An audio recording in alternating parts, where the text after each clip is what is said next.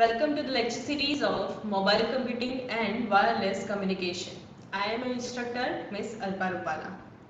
So today we are going to learn regarding to the DECT. So first of all, for today's topics to be covered, DECT, what is DECT, then after the DECT system architecture and DECT protocol architecture. So basically, if we talk about DECT, so the full form of DECT is cordless telephone or cordless telecommunication system. Digitally enhanced cordless telecommunication system. Okay, so digitally enhanced cordless telecommunication system, the name itself suggests that we are using the digital signal.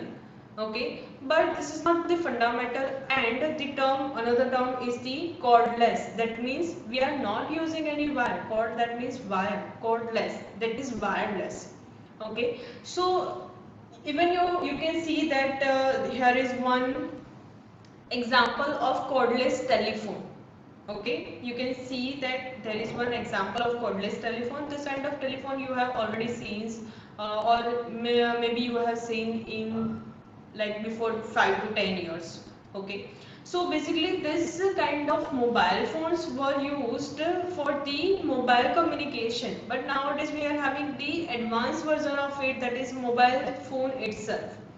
Okay, but if we talk about that cordless telephone, the history of it, so first of all the DECT was developed. Before that there were another technology which was known as CT1 and CT1 plus, that is cordless telephone or cordless telephone 1 plus. Okay, so this two technology was basically based on the analog signal, but we are converting our all the communication from the analog to digital.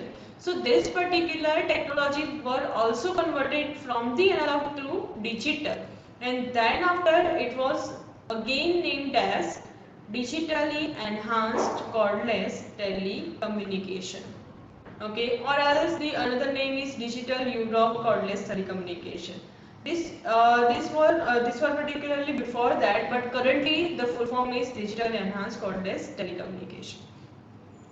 So what is the basic terminology of it? So first of all, we are using this as a replacement of GSM for a smaller area. Obviously, we all know that GSM is basically for a large communication or large area, right? But if we want to establish a telecommunication for a smaller area, then we can use DECT. The best example is telecom. Okay, so this telecom is also based on the DECT protocol. That means we are considering one particular smaller area to be communicated for a telecommunication. Okay, so basically same as what we have learned, that in a frequency allocation of GSM 50 megahertz is there. In DECT basically 1880 to 1990 megahertz, from which we are developing 120 full duplex channel.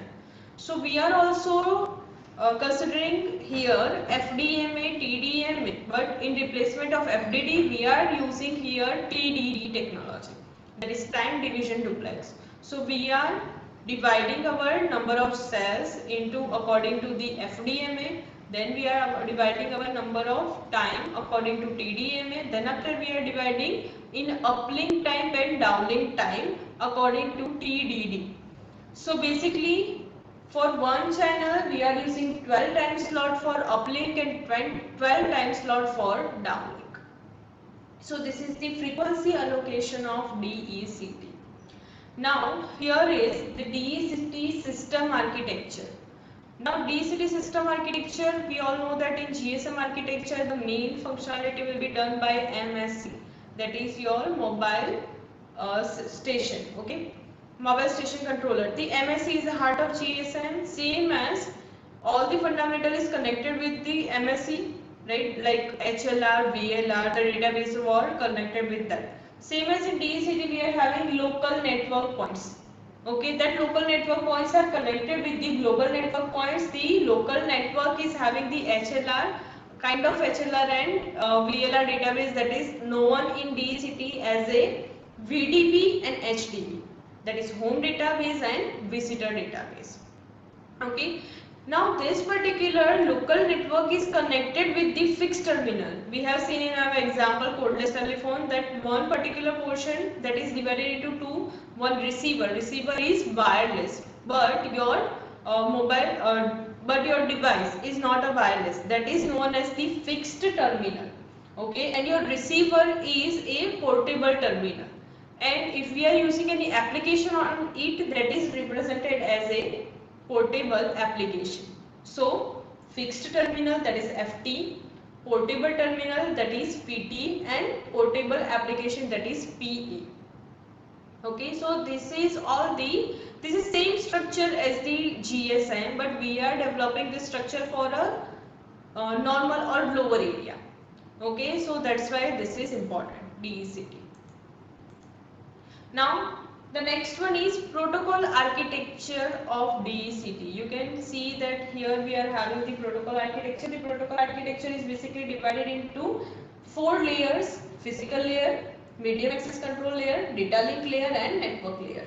Okay, physical layer, medium access control layer, data link layer, and network layer. But it is again divided into 2 planes, C plane and U plane. Okay, C plane and U plane. The C plane is basically known as the control plane and U plane is known as the user plane. So for user data transfer we are using U plane protocol structure, and for control information transfer we are using C plane protocol structure. So C plane protocol structure is having another layer, that is network layer, but U plane protocol structure is not having network layer. So you can see, and all the functionality for the C plane and U plane will be mergedly combined by the management layer, okay, which is between the network data link layer of both the planes. So first of all we are looking for the physical layer. So here you can see that physical layer having same functionality as your OSI or TCP/IP model. We are doing the multiplexing technique, we are doing the coding and decoding, we are transferring our data into the bits. So all this functionality is the same, and we are having our proper frame structure. So this is the proper frame structure of DECT, in which we are using one frame of 10 millisecond. Okay, we are using one frame of 10 millisecond. From that 10 millisecond, we are dividing 12 time slot for uplink and 12 time slot for downlink according to the TDD. Okay, 12 time slot for uplink and 12 time slot for downlink according to the TDD process. Now from that 12 time slot, if we consider only single time slot, then that single time slot will be of 420 bits plus 52 microsecond guard space. Okay, 420 bits plus 52 microsecond guard space, and that collectively will be of the 0.4167 millisecond. Okay, so your one time slot with the combination of 420 bits and guard space will be of 0.4187 or 67 millisecond. Okay, now from this 420 bits we can divide this 420 bits into again two parts. 32 bit will be for the synchronization purpose, and 390 bits will be for the default.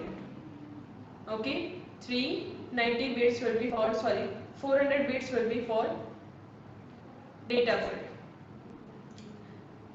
From this particular fundamental we can divide that synchronization bit 32 bits will be used for the another synchronization purpose, that obviously if we are dividing this all fundamental of uplink and downlink, even though with the time synchronization, so synchronization is very must. Whenever time is coming, the receiver and sender, the transmitter, must be synchronized.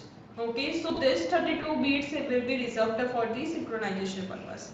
Now from this D field, we are dividing again that D field into three different parts: A field, B field, and X field. Okay, now A field is known as the network field, B field is known as the user data field, and X field is for transmission quality. Now A field will be of the 64 bit, B field will be of the 320 bits, and X field will be of the 4 bits. Again, the network control field A field will consist of the transmitter address or receiver address, what protocol we were using, all this basic information, the length of the packets, all this basic information. And the X field is basically for the error control mechanism, that if we are adding some extra parity bits, that will be included in that portion. Now the next one is, again your B field can be divided into two parts, the protocol mode and the protected mode and unprotected mode. Okay, protected mode and unprotected mode. In protected mode, we are basically adding some parity bits. Some bits will be for data bit, then parity bit, data bit and then parity bit. So according to it, we can have the data rate as a 25.6 kbps in protected mode. But in unprotected mode, we can have all the field as a data field, that is 32 kbps data. Okay, so this is the frame structure of DECT protocol architecture. Now the next layer is medium access control layer, that is your MAC layer. So what is the functionality of MAC layer? First you can see establishment, maintenance and release of channel. Then after the multiplexing of several logical channel into one physical channel. Then user data transmission, paging information transmission, sending the broadcast messages, segmentation and reassembling of the packets, and error control and error correction mechanism. So these all are the functionality which is provided by the media access control layer of DECT. Now the next one is data link control layer. This data link control layer is basically function for the creation, maintenance and release of the data connection. Okay, and that could be of connection less and connection oriented, basically depend on it.